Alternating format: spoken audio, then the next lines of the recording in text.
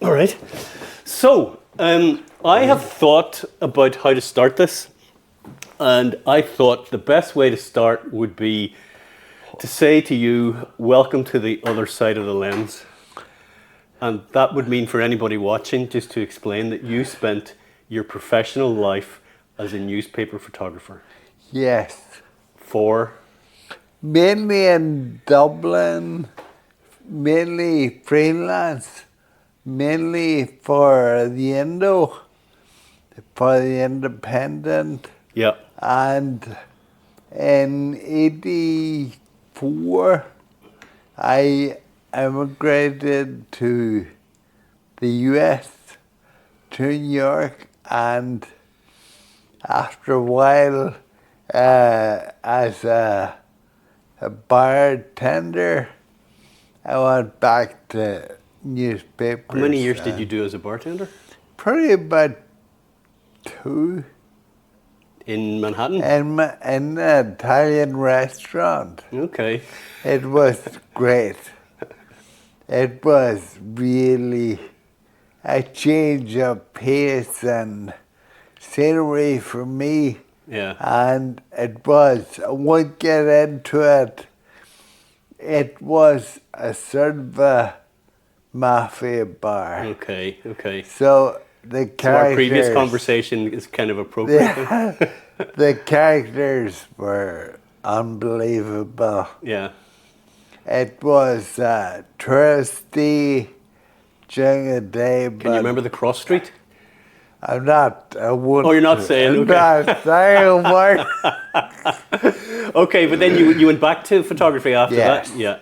So I'm going to pick through that in some detail, but really to orientate this a little bit more though, clearly you're now sitting in a wheelchair. So you weren't clearly in a wheelchair at that stage in your life. So there's been a significant event in your life which we're going to name now first, and then we're going to go back and pick through. All right. So you have a genetic condition called? Neurological condition called Friedreich Ataxia. Friedreich Ataxia, yeah. Yeah. And broadly, what is that in as simple as you can It's express it? neurological. It's actually, in layman's terms, it's in the blood cell. Too much iron in the blood cell. Okay. Now you can have too much iron in your blood, which is a different thing, right? It says too much iron in the cell eats another protein called frataxin. Okay. Frataxin, you have normal frataxin, right? So everybody has frataxin? Yeah. Okay. Everybody has. You need frataxin for coordination, balance, all, normal living. I don't have a shortage. You have a shortage of it? Of frataxin. Okay. And as a condition, you told me before that it's a regressive genetic condition? It's, yes. Well, that means both your parents? Both my parents have to carry it? be. No, it's not genetic. Oh, it's not genetic, okay. No. Okay. Both parents have to be carriers. Okay. And normally the normal figures are 1 in 4. 1 in 4 people carry it? 1 in 4 if both parents are carriers. And if they have 4 children, yeah, one of them will have Friedrich's, right? Yeah. But Martin, would they all be carriers? They could be. They could all be carriers, yeah. But 1 in 4 would actually go on to develop the full illness. Yeah. No, in my family, 4 of 6 had the disorder. Oh, I didn't realize that. Okay, so Yeah. so 3 of your siblings have Yeah. as well. Yeah. And were they older than you? So Yes. you saw it coming down the Yeah, family? I did. And that, in a way, probably helped. Right. In that I had time to think about it, and if it does happen to me. I remember the first, my brother going to the Royal in Belfast for tests. And you're thinking, tell And me, is this the- 80s, 90s? And that was about 71, 70. Okay, so quite Yeah. early on there was a test Yeah. for it. They had no idea. It was only in the late 90s that they developed the test for Friedrich's. So, but he was tested for they had no idea.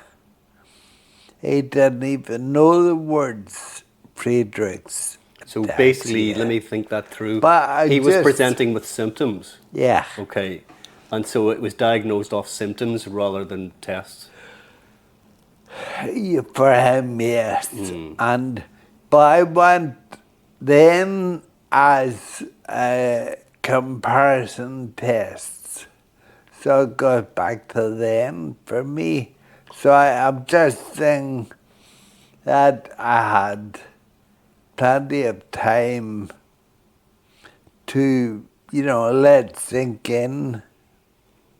I mean, the people kids, I feel really sorry for our kids who maybe are involved in a car accident or whatever, and they're waking up in hospital and doctors saying, you're never going to walk again. Yeah. That must be devastating.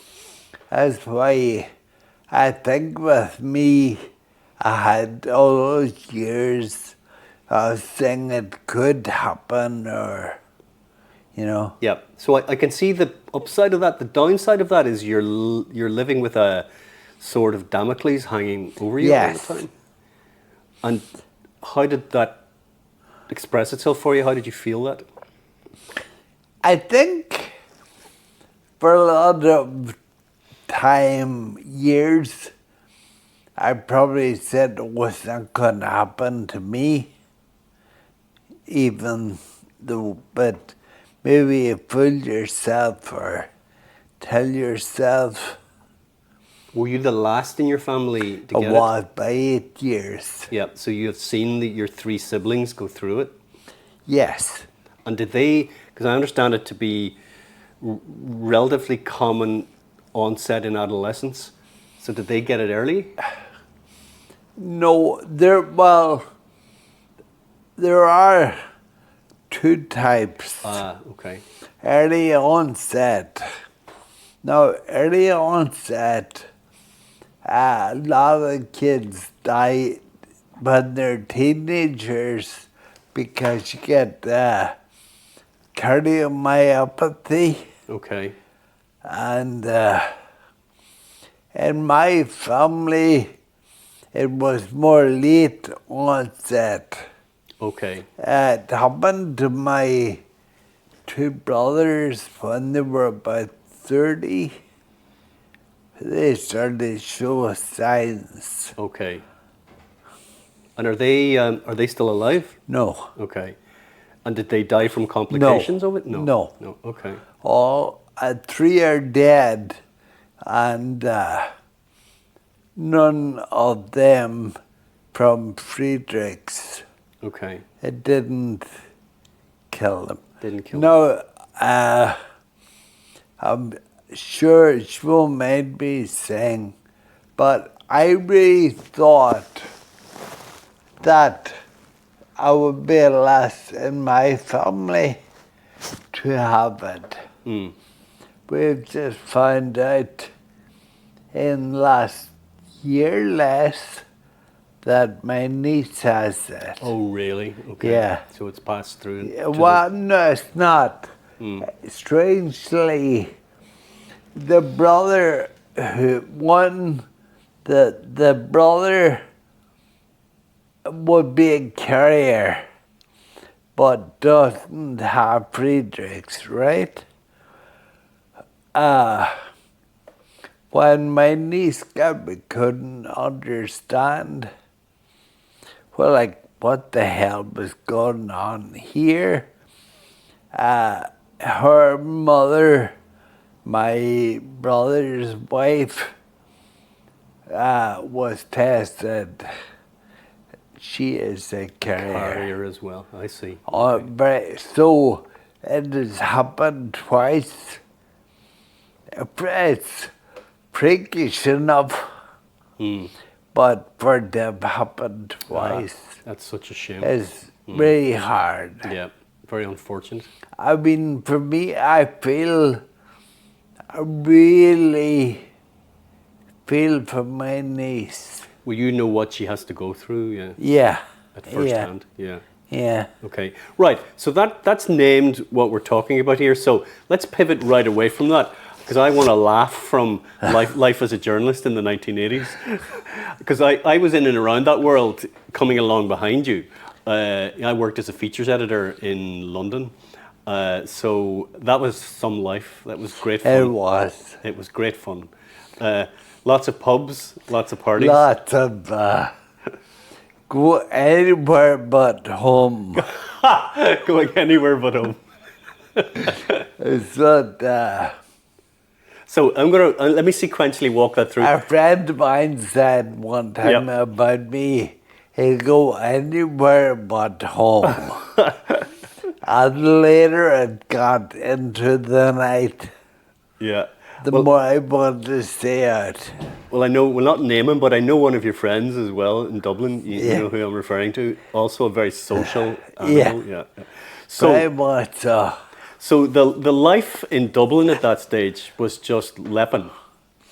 It was. And where did you drink? O'Brien's. O'Brien's. In Leeson Street, yeah. Or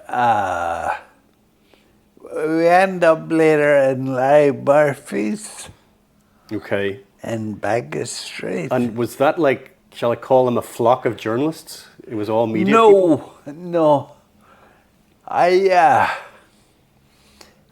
My friends were like, the guys I lived with, there were about 6 of us in a flat in Ranelagh. Okay. Which is walkable into the city centre, just about? Well, just about, yeah. Yeah. But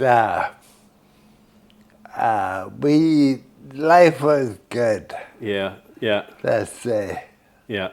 And in the midst of that, you had to do some work. So if I work that... But they were not. You're from Carrickmore. Yes. You went to college in Belfast. Yes. And from there to Dublin into your first photography job as a photographer. Yes. Okay. And how did that happen? Like, how did you get a start? I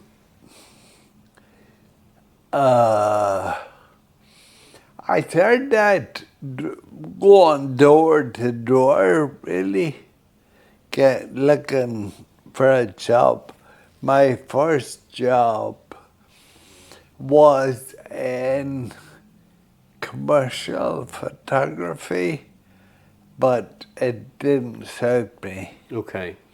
What does that mean exactly? Well, they were doing like buildings and advertising, more studio photography, which I learned that it didn't suit me. It was... There's a wry smile. Well, I would say I wouldn't be the most technical of photographers. Okay. It's about catching the moment. It was more F11 be there was suited me I better. understand now. You set your f-stop and you hit And click. you hit the road. You got in the car and you went. Okay. Very good.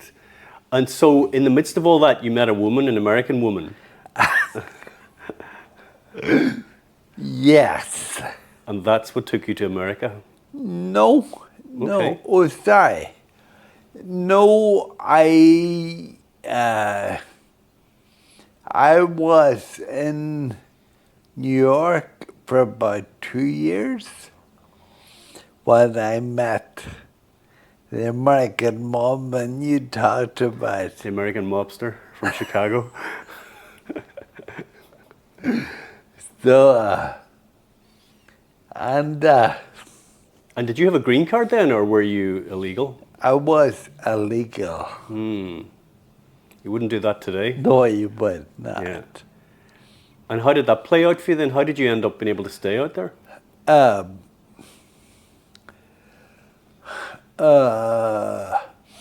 Well, truth funny. I'm laughing, I'm thinking it's marriage is the answer to this, but...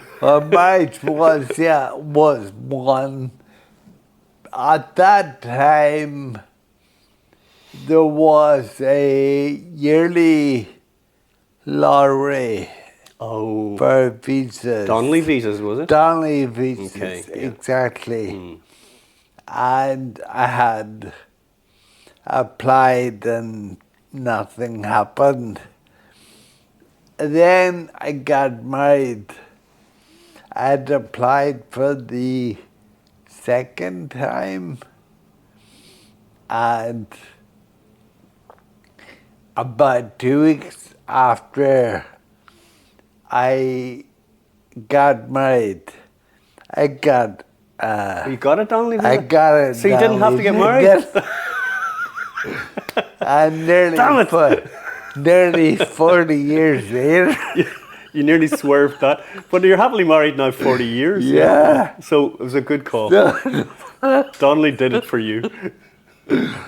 But, yeah, I got it Donnelly literally 2 weeks after. Can you put a time on that for me, Martin? What year were you married? 87. 87. And at that age, you were, what age were you? 30? 37. Right, so that begs the next question, which is 37 years of age, had you any symptoms of Friedreich's? No.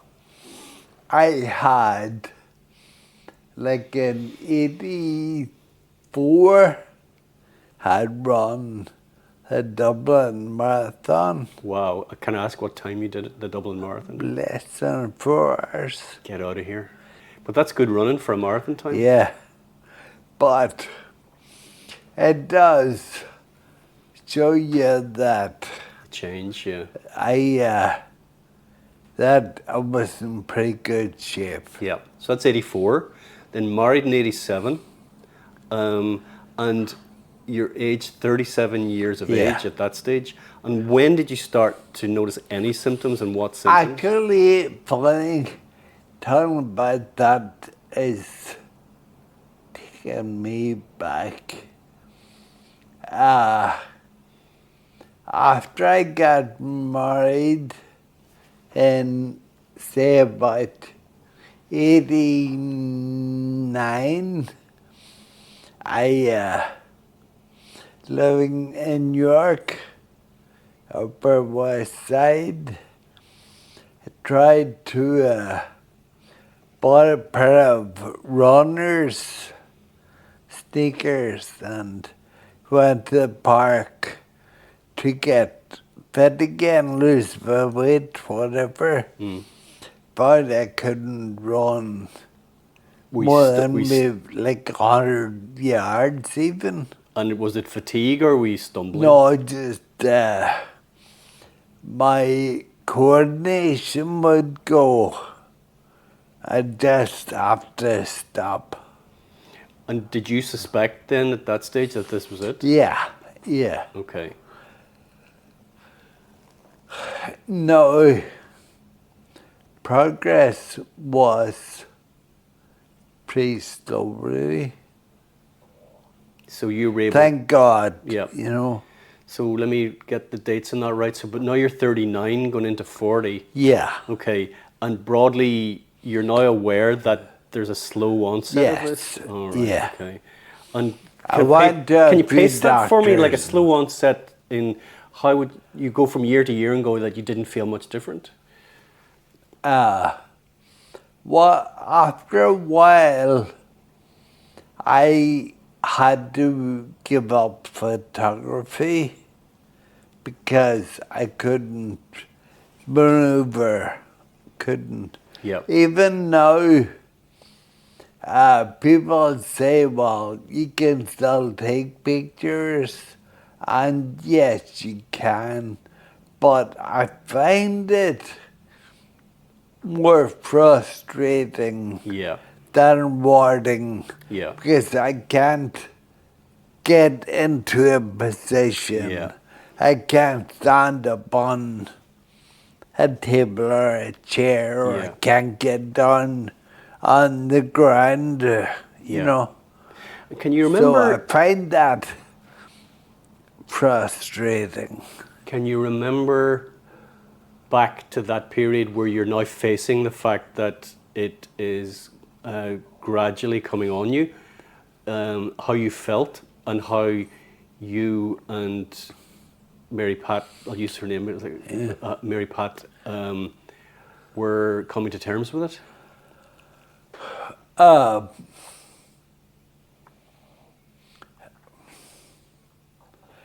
It was hard. Mm. Probably told myself a few lies, you know, and you think that something, you know, you'll find the magic potion. Or you'll be the one That person where will- it stops? Yeah. I really, I really remember, say, there was about 90, right? We said. Yeah, 90, yeah, yeah. 90. I went into a wheelchair for the first time in 2003. Okay.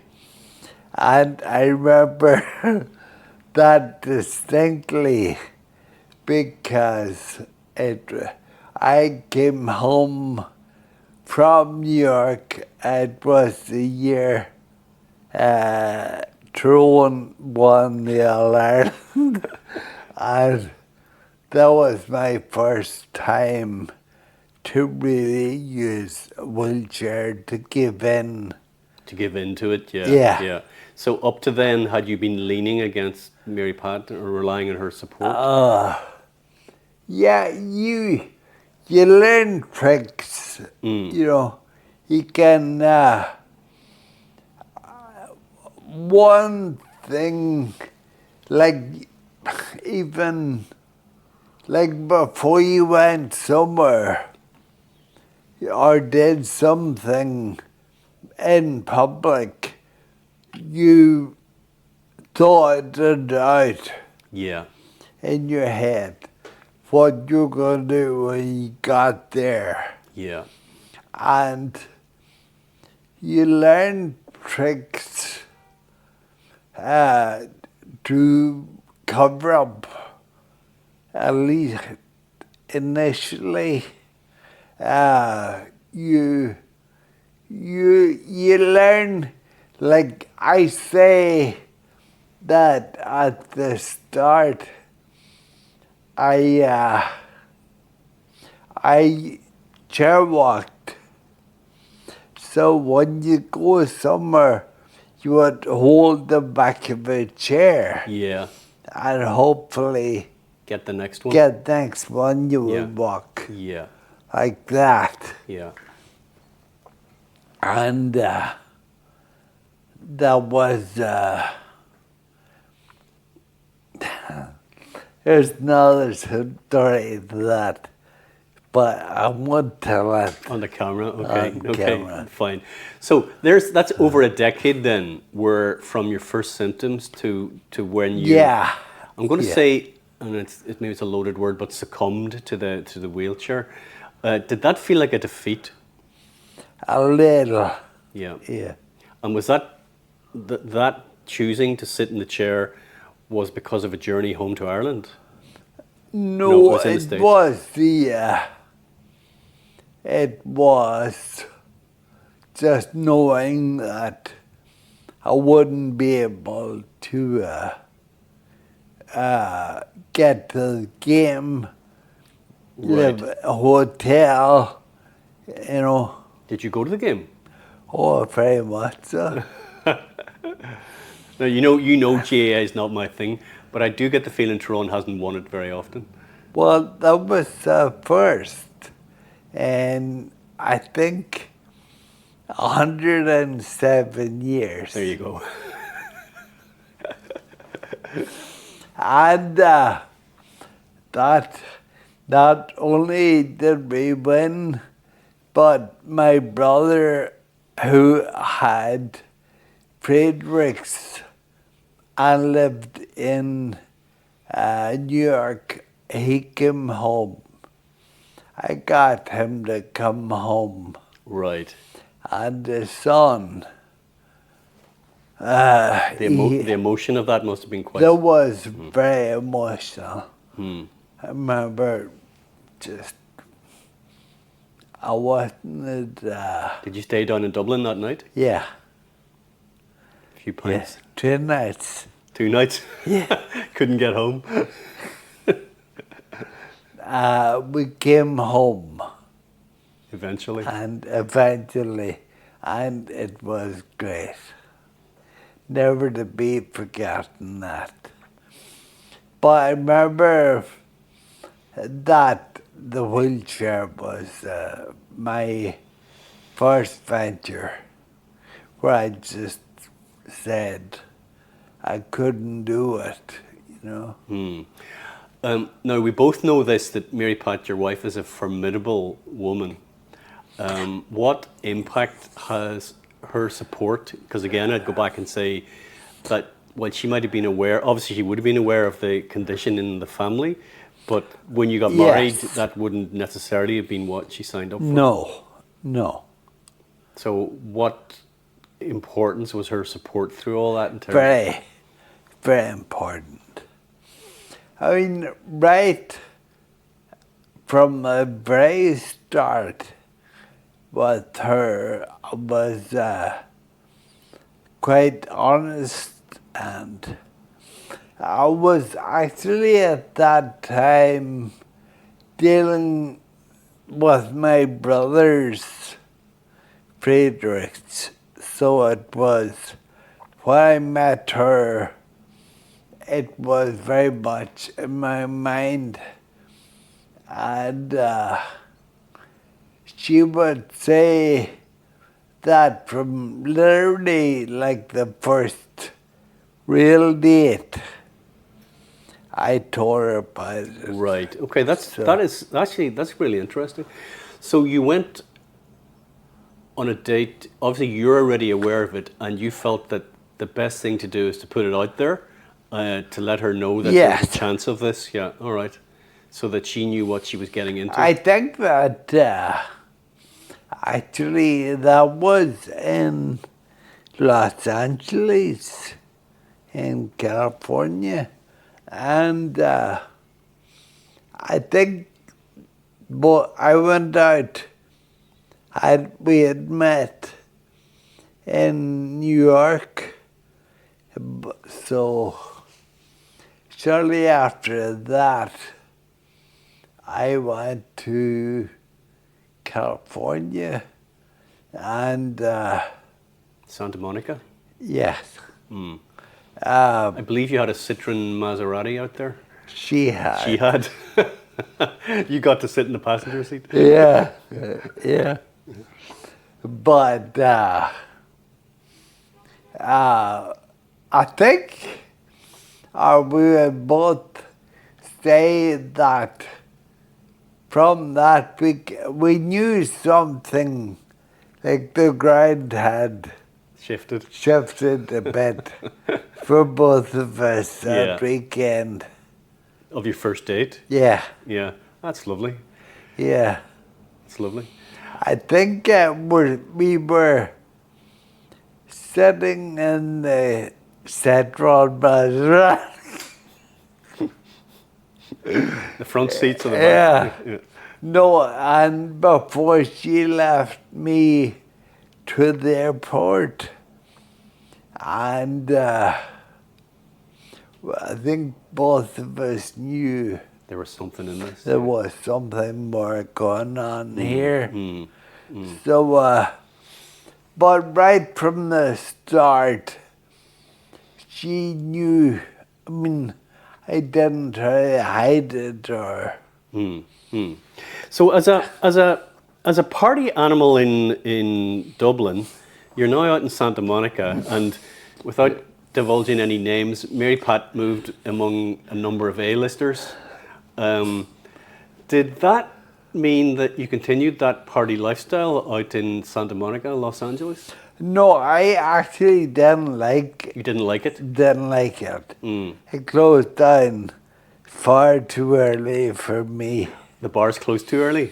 Well, the whole city closed. Santa Monica was more late night, and late night was 10 o'clock.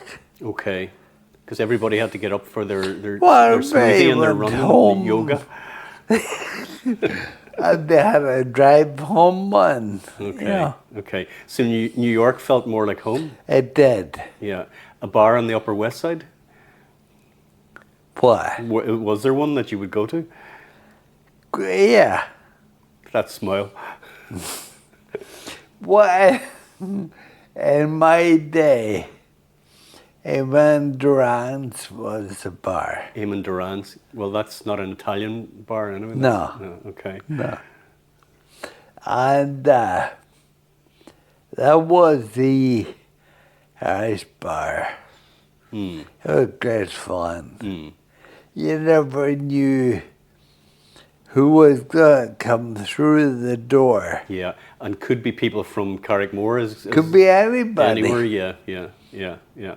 All right. Let's put a It marker. was great because a lot of the Irish doctors drank there. So if you had any medical complaint, you went to Eamon Duran's. And no money needed to change. No, that. no. Yeah. And actually, on doctors, what kind of medical care did you get in the States? When? Well, through the 2000s.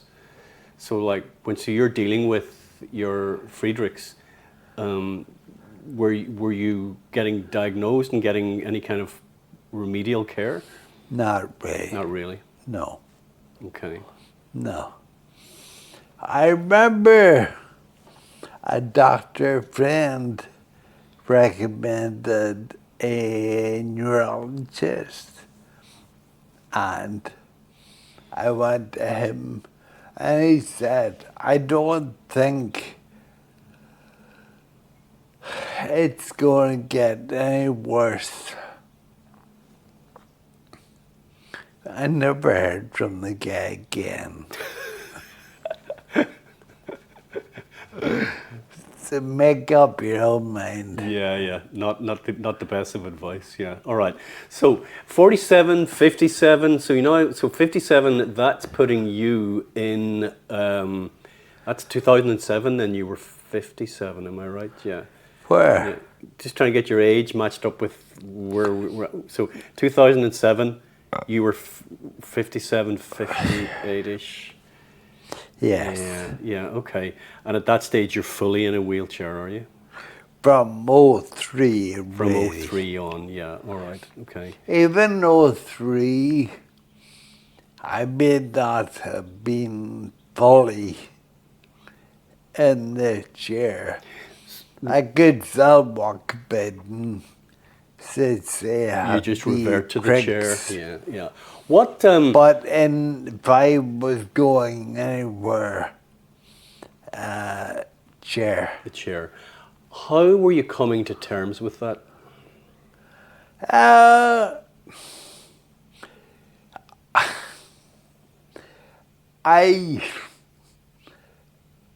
I say, I think I had plenty of time to toss it over and back in my head, which I think helped. But I think that without really doing it intentionally, I've always sort of thought that it's all about me, right? Yeah. So if I'm I think what you're maybe telling about is that I try at least. I don't always succeed, but I try to be pretty good humoured about it all. So if I'm grumpy or whatever, and you say, wait, but I go to see Martin, who wants to deal with that grumpy shit, you know? So you're managing your moods upwards. So you're making a conscious mind to be in good humour. In good humour. Yeah. Okay. The glass has to be half full for me. Well, can I pay you that compliment back? Because we met, I'm going to say 3 years ago now, is it? Nearly. You have been one of the funniest people I've met. So I'm not going to totally. But we've had some laughs together. We've had, yeah. Your wit is just unbelievable. Well, thank you. Yeah. You've a way of seeing a side of life that just you can look at dark things and make people laugh. Well, probably need a bit of dark humour. Yeah. To carry me through. Yeah. As well. Yeah. And can we bring that to the level of philosophy? Have you a philosophical view on life? Not really. Other than, if I'm in bad mood, who wants to be around me? So it's better for me if I'm in good mood. So you just wear life lightly? Yeah. Don't try to overthink things too much, I always say I've got hidden shallows. But my mother used to say that I had a butterfly mind, and I hop from one thing to the other, and maybe that's a good thing. It's due to you, yeah. So now you're 76? 74? Sorry, man. It's because you didn't brush your hair. 74, yeah. And have every prospect of a long life ahead of you as well? Well,